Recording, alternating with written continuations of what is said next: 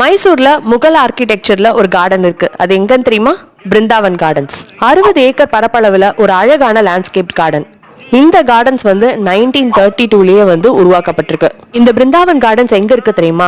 Mysore and பெங்களூருக்கே தண்ணி supply பண்ணக்கூடிய அளவுக்கு பிரம்மாண்டமான கிருஷ்ணராஜ சாகர் டேமுக்கு பக்கத்துல தான் இருக்கு.